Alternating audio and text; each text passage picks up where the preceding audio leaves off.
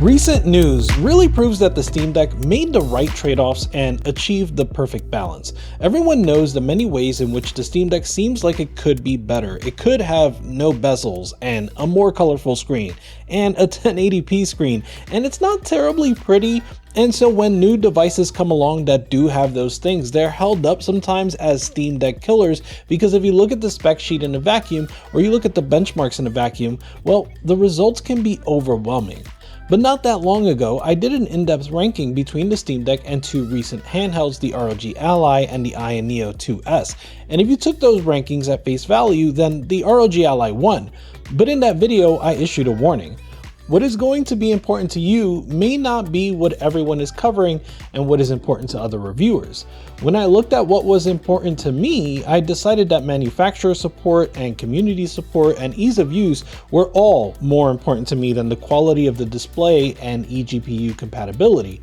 And for that reason, the Steam Deck was preferable to me. In the end, it made the right trade-offs. Valve doesn't make a lot of hardware, but when they do, they try to make sure they can put their full muscle behind it and provide consumer-friendly value, as well as return and repair policies. Unfortunately, we can't say the same for Asus. Another video I made before the launch of the Ally covered the many ways I found Asus's marketing to be duplicitous. I caught a lot of heat for that, but let's be honest, I was right. The ROG Ally launched with really good quality hardware, including controls, display, and speakers. But in its first 30 days of existence, it has seen a lot of problems. Some people have compared that to the issues that the deck had at launch, which does seem fair at first blush, but there's more to it than that. My friend DeckHD covered this in his video, but I'm going to repeat some of what he said and add to it a little bit. You really can't compare the launch of the Steam Deck to the launch of the ROG Ally for a few reasons. The launch of the Ally does not exist in a vacuum. We are 1 year removed from the Steam Deck going up for sale. And as Jimmy from DeckHD pointed out, the Steam Deck basically set a benchmark for where other competing PCs need to be. Furthermore, the Steam Deck launched in an extremely limited way. Most people that pre-ordered the Steam Deck weren't able to get one until months after the official release. For those people that were maybe like me and got one within the first 3 or 6 months, they gladly call themselves early adopters, and if they did find themselves regretting their purchase, they could just resell the Steam Deck for a profit. The Ally, on the other hand, is meant to be more mainstream. It gives them the opportunity to have a more visible success than the Steam Deck, but it also opens them up to having their struggles be more visible, which they appear to be dealing with now.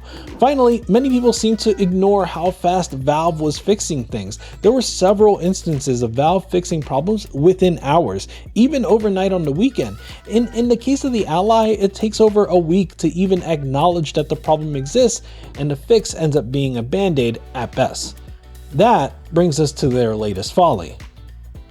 Many people have reported issues with the SD card reader malfunctioning and possibly damaging the SD cards. Quickly, the community was beginning to come to the conclusion that the placement of the SD card reader so close to the exhaust was problematic. The reader, they figured, was becoming overheated and eventually rendering cards unusable in the Ally. I posted a PSA about this on Twitter as early as June 22nd, and it wasn't for another 2.5 weeks that we got some sort of real confirmation from Asus, and that communication happened in their Discord, which, I don't know, doesn't seem like the best way to get the word out. Here's what they said, quote, "Good evening everyone, HQ has released a new statement regarding their work on the Ally's SD card reader. We want to thank the community for the passionate response we've received for the ROG Ally. Your support has been both immense and invaluable, so we've been hard at work to improve a number of things. After confirmation from internal testing under certain thermal stress conditions, the SD card reader may malfunction," end quote. Well, there you have it. In their own words, the problem does appear to be thermal stressed, but that's not all. They continue to say, quote, "To alleviate the issue, we will be releasing an update that further fine-tunes the default and minimum fan speeds on the device to improve reliability while keeping fan noise in check, as we know this may be a concern for many of you," end quote. That was kind of the last straw for me personally. I bought the Ally with my own hard-earned money, and once I got my hands on it, I was optimistic because of the quality of the hardware that I could, touch and feel. Asus's reputation did leave me with concern. Still though, I decided I would give Asus the opportunity to turn over a new leaf, but the way they've handled this specific problem has left me disgruntled. And honestly, it's not the fact that the problem exists, I get that these things happen, it's the fact that they're offering a band-aid fix by increasing the fan speed, which, by the way, kind of makes pre-launch reviews outdated in a way that only benefits Asus, and it's not the first time that that's happened for the Ally. Pre-launch reviews praised how quiet the fans were.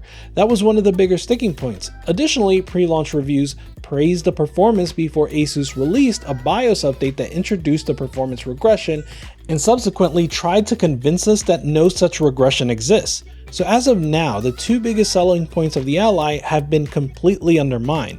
It got to the point where YouTube reviewer ACG had to update his review. He said he's removing his quote, wait for sale recommendation on the ROG Ally to 100% for sure, do not get. They're admitting the destruction of people's SD cards and readers is interesting, but with the massive number of hardware issues outside of the known software ones, they no longer offer any confidence in the long-term viability of the hardware, end quote. One thing I hope coming out of this, I hope there weren't a ton of mainstream folks for whom the Ally was their first PC handheld. I hope they didn't try this and decide that not only is the Ally not for them, but the Steam Deck isn't for them either. That was the danger of the Ally really being the first PC handheld that's available in stores. But maybe this next story could be a glimpse of what it would be like if Valve brought the Steam Deck to stores one day. Recently, someone on Reddit shared the new Steam Deck packaging in Asia, and this looks pretty clean. This was shared by user MadAF aka without comment, but it looks like it is the packaging that must be used inside of retail stores in Asia. This is a considerable difference from the packaging when you order from Valve directly. In fact, this one here is the old version. I believe the new packaging is even more discreet than that. It makes sense that Valve would have fancier packaging for a retail store, as you do want it to look nice on store shelves. I also like the holographic display on the box. Perhaps this is a nod to SteamOS 3, whose codename is Holo. Pretty neat. Also, with regard to Asia getting all the cool things, Valve is sharing these Steam Pal Rabbit keychains during Bit Summit in Japan, which is actually happening right now. All that said, it does appear that Steam Decks will in fact be in retail stores in America sometime soon, but not how you think.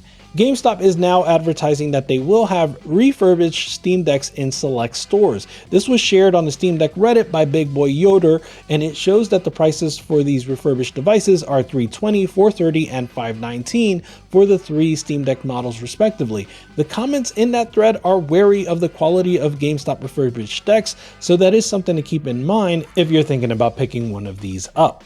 One of the things I said the Ally has over the Steam Deck is its display, but depending on your willingness to replace this part of the Steam Deck, that may not be true for much longer. DeckHD shared some pictures of their aftermarket Steam Deck screen in comparison to the ROG Ally's display, and they said, quote, DeckHD display surpasses ROG Ally in brightness, angles, and sharpness. Colors and vibrancy are on par, while the original Steam Deck display falls short in all aspects, end quote. The pictures are a little compressed thanks to Twitter, but certainly it's easy to see the difference in the viewing angles. I'm looking forward to trying this out, even if I'm still not convinced it's terribly practical. This is doubly true now that we are learning that DeckHD will require you to flash the BIOS on your Steam Deck, at least as it stands right now. According to the reporting done by Steam Deck HQ, the resolution is hard-coded in the BIOS, and if you don't flash the BIOS, the Steam Deck will only utilize the bottom left corner of the screen instead of displaying a full 1200p image. Theoretically, Valve could issue an update that would make it possible to alter the resolution without flashing the BIOS, but there's no evidence that they're actually working on something like this. I'm surprised that a product like this is headed for a commercial release soon, but we will see how it goes. Of course, when it comes to Steam Deck hardware, my biggest complaint, actually, is the repairability of the battery. In fact, in a recent Nerd Nest, I said that a user replaceable battery would be in my wish list for the Steam Deck 2. Well, it looks like my wish may just come true, at least in the EU. According to Overkill.wtf, there is a new regulation that has been adopted by the European Council just last week. They said it, quote, aims to strengthen sustainability practices around the entire lifecycle of a range of portable batteries, and this includes right to repair powers for end users, end quote. Apparently, this legislation will go into effect in 2027, and it applies to gaming devices, and it means that manufacturers of gaming devices like the ROG Ally, Nintendo Switch, and the Steam Deck will have to ensure that the batteries are readily removable and replaceable by the end user at any time during the lifetime of the product. Overkill did note that this regulation will likely face lots of pushback, but if any company are likely to implement this with as little pushback as possible, I'm guessing it would be Valve, especially because they've already mentioned that the battery is sort of the weak point in the repairability of the Steam Deck today. So yeah, I think the Steam Deck 2 will address this problem. Before we go any further with more Deck news, I do have to tell you about today's sponsor, Micro Center. The only complaint you can possibly have about Micro Center is that there aren't enough of them. But the good news is that they've been building a few new stores. Today, I'm happy to tell you about a new Micro Center opening in Charlotte, North Carolina. I'll leave a link in the description in case you live nearby and want to know more about this store as it launches.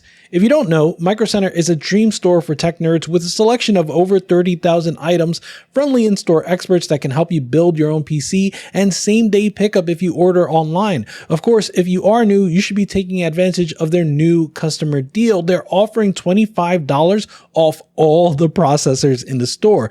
You just sign up and use the coupon that they send you. Also, for the next 3 weeks, Micro Center is doing Showcase Showdown, where you can submit your build to Micro Center's Build Showcase and be chosen to win a $200 Micro Center gift card. Finally, Micro Center has great deals throughout all of July. School is unfortunately right around the corner, so just take advantage of these deals while they last, and thank you to Micro Center for sponsoring this video. Speaking of the Steam Deck's hardware components, CryoByte 33 just released a video comparing the performance of 5 storage methods on the Steam Deck. He compared the 64GB eMMC versus the 256GB and 512GB SSD, in addition to a 1TB SSD from Corsair, and of course a microSD card.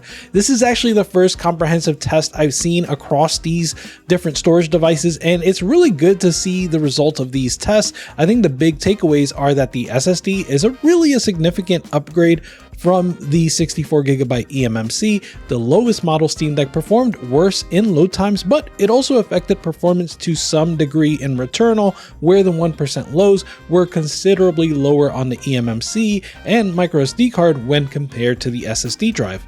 Additionally, the 1TB didn't offer much of a performance improvement, and the microSD card performed better than you would expect, and that really gives credibility to Valve's pre-release marketing.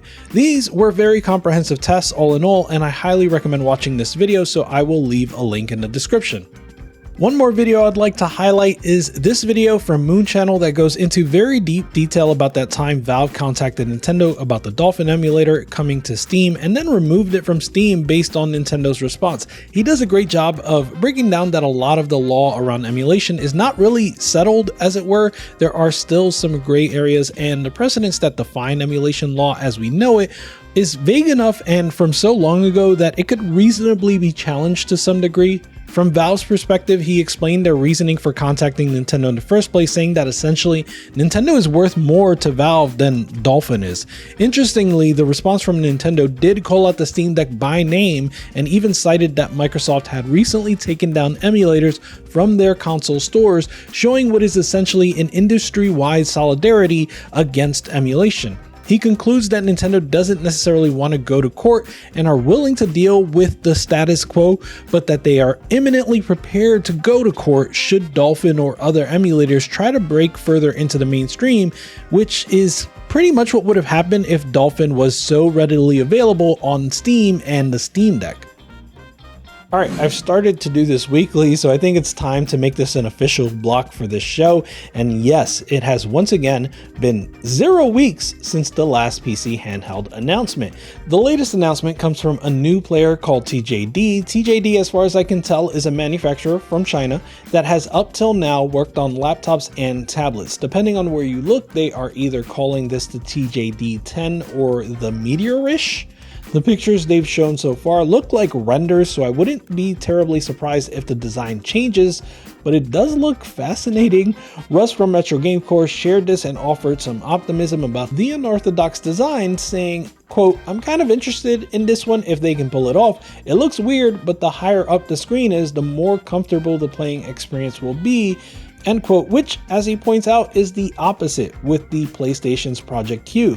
The specs are pretty impressive. 10-inch 1200p IPS display, 60 watt-hour battery, up to 64 gigabytes of RAM, and up to 4 terabytes of storage. You can choose either the 7640U or the 7840U, and the weight comes in at about 890 grams. I'll say the design looks interesting for sure, but again, I'm not sure it would be really practical for me.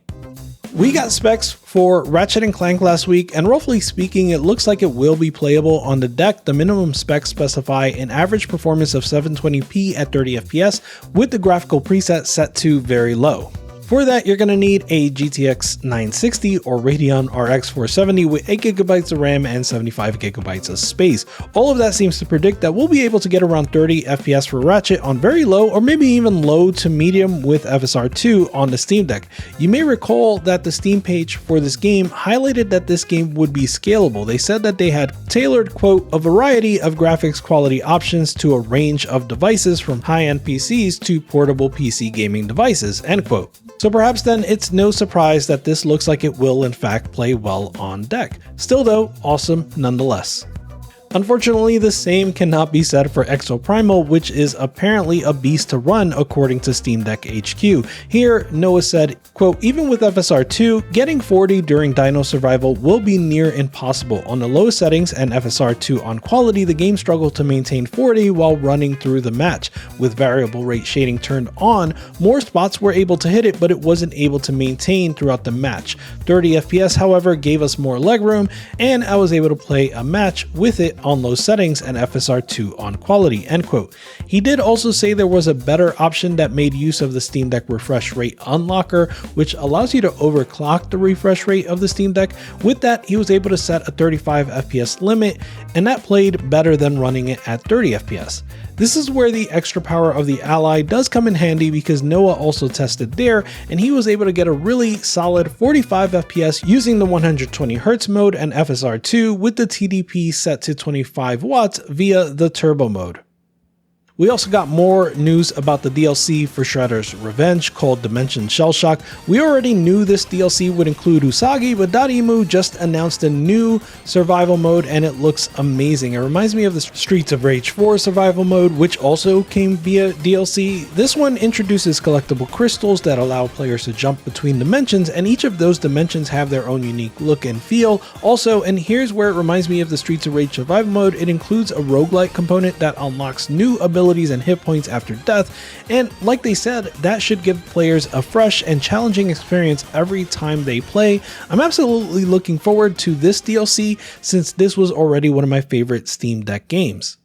While I'm on the subject of announcements, there was this conference run by Limited Run Games called LRG3 where they announced 4 remasters coming to multiple platforms including PC. The first announcement was for Clock Tower, and this is the original Clock Tower. It was released in 1996 and only in Japan, so this is the first time we're getting a commercial release here in the West.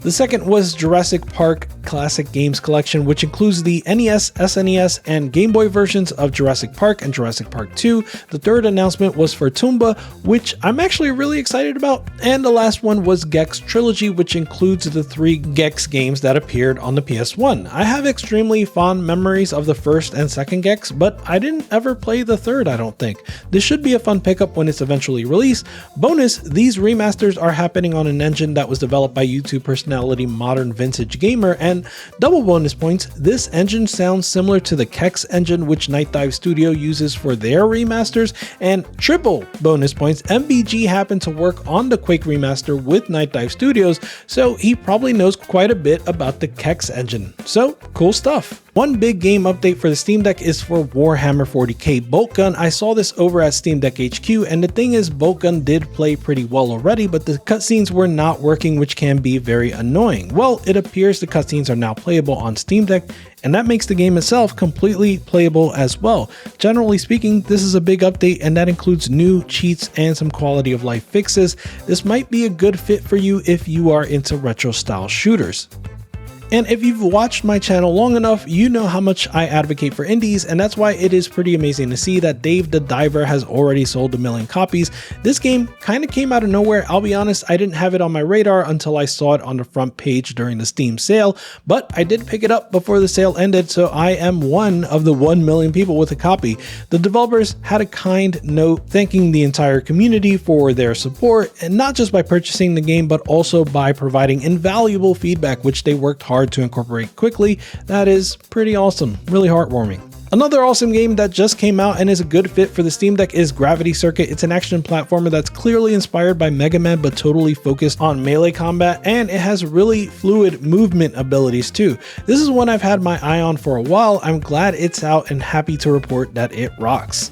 One more game for you that's perfect on Steam Deck is Oxenfree II: Lost Signals. If you don't know, Oxenfree is a supernatural thriller adventure game that feels like it shares inspirations with the Netflix series Stranger Things. You don't need to have played the original to enjoy this one, and the important thing to keep in mind here is that your choices will matter. They impact who your protagonist becomes and what story options are available to you.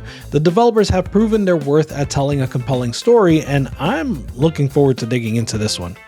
I have a lot more to share about gaming news this week. I'm glad that the Microsoft trial is over. I find the study about endangered games really discouraging. I'm pretty pumped for the Black Panther announcement, and honestly a whole lot more than I can cram into this video or really this channel. So I decided to start a new channel. It's called Fan the Games. Check it out. Deck Gang out. Goodbye.